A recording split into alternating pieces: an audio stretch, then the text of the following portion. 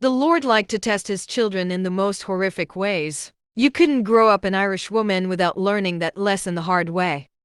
Still, Nina couldn't help but wonder what she had done to be punished so severely with a dead husband, an unruly nephew, a patience running thinner than the brook in summer. It could be all those odd jobs she did outside the home. Perhaps she had married too late, or tried for a child when she was too old. Maybe it was because she married a man she never, truly loved for pragmatics and tradition. though she didn't believe that was a sin in and of itself. Truthfully, Sophie was the only girl she knew who was both foolish enough and loving enough to marry with her heart. And look how great that turned out for her. when she died and her good-for-nothing, whelp husband practically dumped Rourke at Nina's door. But now, as Nina stood at the train station, Watching Sophie's boy ride off to become his uncle's farmhand, and hopefully learn the discipline only men could, beat into each other, she had a feeling her biggest form of punishment was Rourke himself. That boy had been a handful from the start, and no amount of church-going or smacks from teachers or stern lessons from her mouth had been enough to tame him. And after this most recent dissension, she blamed Ransom's genetics for Rourke's eccentricities, because no matter how much she scolded Sophie for her silliness and naivety, she had been a wonderful little sister and a good girl. If she had been there to raise Rourke, he surely would have been a different lad. unfortunately for Rourke, Nina did not know how to handle silliness or roguish boyhood, and Carol had been no help at all. She simply couldn't deal with Rourke any longer, not when she had so much else to worry about. She would pray for him, of course, and wish him the best, but she could not have him in her home any longer, for her sake and for Calvin's. Thank goodness Calvin had never given her too much trouble. He was a good, quiet boy, God-fearing, polite, and humble. Calvin was everything she could hope for in a son, really. If only he weren't so spineless and apprehensive. She supposed that was the natural consequence to having grown up with another child with a bit too much spine. Nina sighed to herself. Calvin had always seen something in Rourke that she was certain no one else saw. Hopefully, with Rourke now gone, Calvin would start finding some more respectable role models to blindly follow, like Jesus. Probably not until he was a bit older. She had yet to meet a 12-year-old who was truly enraptured with the Bible. Calvin was sitting outside when she returned home, reading some book on the front steps. He had always been a reader. She stood by the curb, watching him for a few moments with an inexplicably tight chest. He looked tired. It didn't suit his face. "What are you doing sitting outside, Calvin?" She asked, walking up the stone path. "At least change out of your sleeping clothes." He looked up at her with those big, demure eyes, but he didn't respond. He'd been so quiet since the family incident. It worried her, not that he didn't always worry her in one way or another. The curse of motherhood was constant concern. "Come on, child, get up." She rested a paw on top of his head, ignoring how he flinched away from the touch. Such a jumpy boy, so shy. He folded up his book and stood, following her inside. He was getting taller now, but he hadn't quite hit that big growth spurt. She hoped height wouldn't make him smart, as it had with Rourke. She shook her head. When did Calvin get so old? Why did he seem to be just as young as he was 5 years ago? She watched him head upstairs, presumably to change his clothes. She put a record on the gramophone before sitting down in her chair. She wouldn't get to relax for long. There was cleaning to do and cooking, and she needed to finish the hemming on a dress for her neighbor. Still, it was nice to rest, even if just for a few moments. Calvin came back downstairs, dressed in his day clothes. Nina pulled out her sewing then. Calvin tended to be a little less cagey, if he didn't have to look her in the eyes when speaking. "How did ye sleep?" she asked, testing the machine on a piece of scrap fabric. "Fine." Calvin replied. He stood stiffly by the door, arms limp by his sides. She thought he might drop his book. She motioned for him to sit in the other chair. "Did you, now?" "Yes." He sat down, setting his book in his lap. Lately, getting information out of him was like wringing a dry cloth for water. Even toddlers could speak in at least 2-word sentences, but not Calvin. Well, that's good to hear. She started hemming the dress. What's that you're reading? The Secret Garden.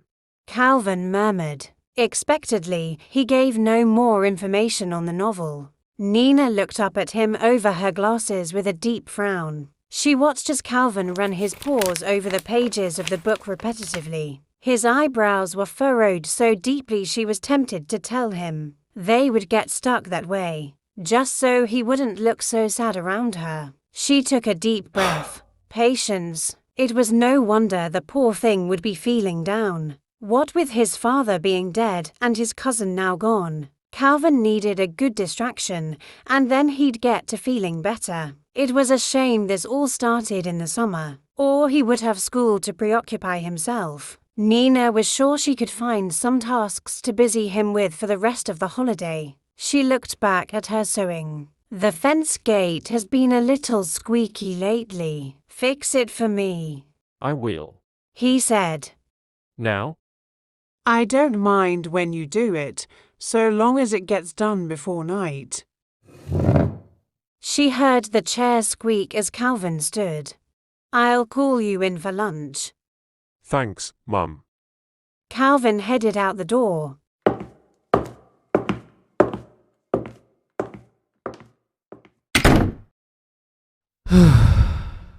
Nina sighed once the door shut, slumping in her seat. It's not like any of this is soft on me either, you know, she said, as if Calvin was still there to hear her. She missed Carol, too, even if she was never passionately in love with him. And she felt bad for Rourke, but what was she to do? She couldn't bring Carol back, and she couldn't trust Rourke, not yet. Right now, she could only rely on herself and the Lord. She prayed that God would be able to help her with Calvin. She didn't know what to do with all the moping. She spent the rest of her morning on the hemming, and by about noon she got up to make sandwiches for herself and Calvin. She brought them outside on a tray alongside a pitcher of lemonade. Calvin didn't look up when she approached him. It seemed he had long since fixed the fence, and had now moved on to some of the side projects Carol had left behind in the shed.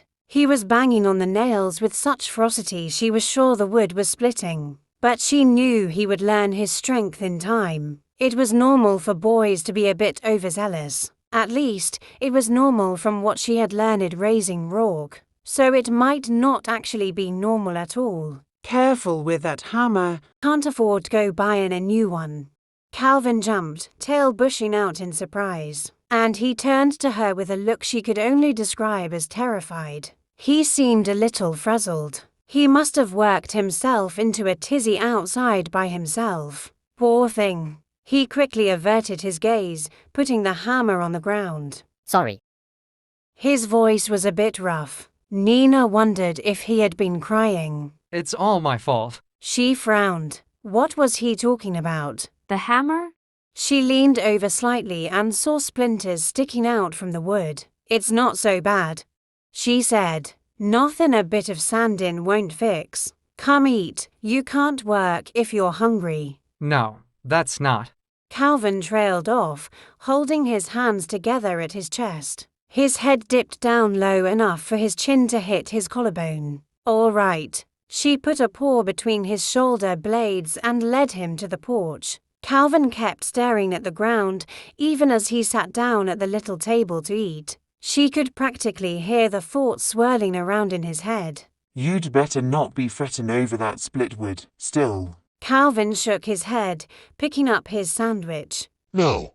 He took a bite, clearly trying to avoid conversation by having a full mouth. Nina wouldn't fall for it. She took a sip of her lemonade, waving aside some curious wasps hovering around the pitcher. Then what is it? Calvin pointed to his mouth to show he was chewing, and she gave him an unamused glare. He withered under her gaze and swallowed, looking away nervously. It's nothing.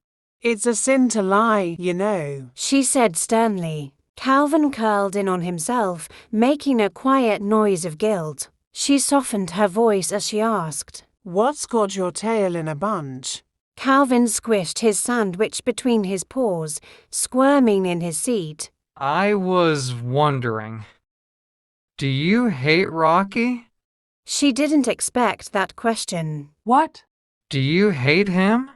Calvin looked at her with such desperation and fear that she almost didn't know what to say. She had no clue why he was so worked up over this. The only person I hate is the devil. Nina said, pulling a piece of her sandwich off with her claws. But I'm certainly not happy with Rourke at the moment. You know that. Calvin's paws shook. He nodded, taking another bite of his sandwich. He turned his whole body away from her.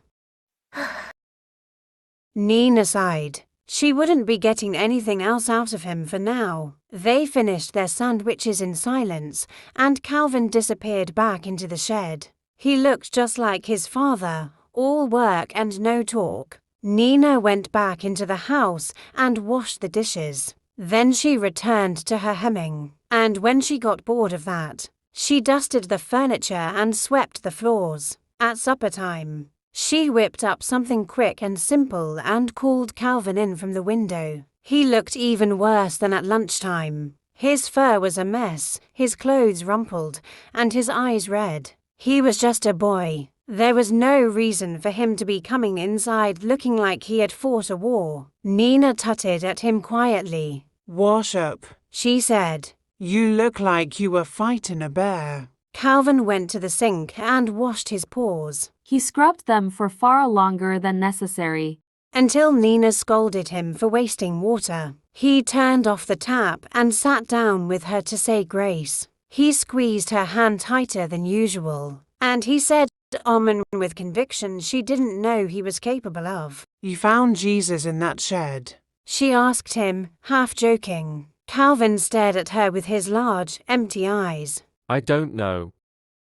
There was something uncanny about his face. It didn't look as innocent as usual. He really did look like he had fought in a war. The vacant expression was all too similar to the shell-shocked soldiers returning from the front. Somehow, she knew Rourke did this to Calvin. She was right to have sent him off. That boy was too much trouble. They both started eating. Nina wished she had turned on the gramophone, like she had earlier, because the silence was deafening. When Rourke was around, the table was never silent. She felt young again, newly wedded to Carol, sitting together at a small table, eating a small meal and preparing for a small life, but unable to spare even small conversation. Take a shower before you sleep tonight. Nina ordered. It'll clean away all your negativity. And I'm not washing dirt out of your blankets. All right. And then go to bed right after. You look dead on your feet. Okay. She couldn't tell if he was being smart with her or if he was genuinely agreeing, but she assumed the latter. Calvin never tried to put her off with his curt answers. It was just how he was. Perhaps his mannerisms were another one of God's tests for her. He drove her nuts, but all children did that to their mothers. She went nuts because she cared. You know I love you, Calvin. She said. He stared at her for a very long moment, so long that she thought he might disagree. But then he swallowed, and she figured he had only been chewing. I know. He tapped his fork against his plate, looking out the window. May I be excused? He had only eaten about half his meal, but she nodded anyway. She didn't blame him for having a poor appetite, with everything going on. Food wasn't her top priority either. Calvin scraped his leftovers back into the serving dish and brought his plate to the sink. Then he trudged upstairs, and a few minutes later she could hear the pipes creak from use. Nina finished up her food and washed the dishes. By the time she was done, the house was silent again, and the sky outside was nearly dark. Crickets chirped quietly outside. Usually, Carol would be home by now, and he would read in his chair while she finished up her tasks for the day. The living room looked empty without him sitting there. She went around the house and shut the curtains, taking her time. She wanted to check on Calvin, but she also wanted to give enough time for him to be asleep. Besides, she didn't need to bother him with her sentimentality. She crept upstairs and closed the curtains on that floor as well before finally heading to Calvin's room. She could tell the lights were off, which was good, but when she opened the door she saw two eyes flashing in the darkness. I thought I told you to sleep, Calvin. She whispered. Aren't you tired? He said nothing and he didn't move. Had he fallen asleep with his eyes open? She tried again. Calvin, are you awake? Yes. He said. His voice was impossibly tiny, and he had the blanket pulled over his ears, like he was trying to protect himself from the monster under the bed. So what are you still up for? She walked over to his bed and sat down on the edge. Are you ill? He nodded his head. I think I'm going to be sick. Well, that would explain all of his odd behavior and ragged looks quite nicely. I'll get the bucket. Don't go puking all over your sheets. As she stood up, Calvin grabbed her skirt, snatching the top layer with his tiny claws. Wait. Nina looked back at him. Yes? She could hear him swallow. Will Rocky ever come back? He'll be turning 17 soon, Calvin. He's old enough to care for himself. I hope he won't need to come back. Right. He gripped into her skirt tighter. He was breathing just a tad faster than normal. Mom? Yes? The shine in Calvin's eyes didn't seem to only be from the low light. There was something else, a sort of primal, anxious guilt that she hoped was caused by illness and nothing more. Do you think Rocky's going to hell? Nina didn't have a good answer that wouldn't upset Calvin. Truthfully, she thought he might, with all his wildness and lack of respect for morals. She hadn't given up hope that Rourke would go to heaven, but she wasn't very optimistic. She settled on saying, Not with the life he's been living. It depends on what he does to repent. And then, without anything else to add, Calvin leaned over the side of his bed and threw up on the hardwood.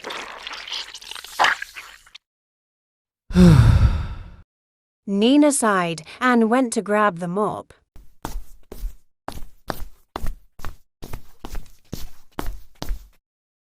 God liked punishing his children indeed.